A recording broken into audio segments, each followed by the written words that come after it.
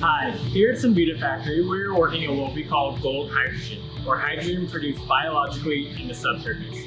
We're targeting unextractable hydrocarbons in depleted and abandoned oil reservoirs and turning them into hydrogen through the use of subsurface microbes. We have initial success in the laboratory producing hydrogen at rates well on target to reach the hydrogen shot goals, and are planning to continue optimizing the conditions to achieve gold hydrogen success in the field. Oh, sorry, I forgot you were there. I was busy making hydrogen. Our microbes have the potential to be transformational because our project utilizes existing infrastructure and low-value assets. The cost of overall operations to produce gold hydrogen is expected to achieve the hydrogen shot goal of $1 per kilogram.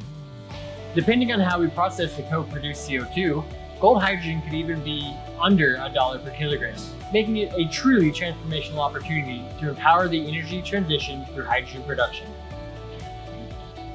Our team here, smile for the camera team, that is making gold hydrogen a reality is made up of diverse academic and industry experienced contributors working out of Cemvita Factory's Houston-based laboratory.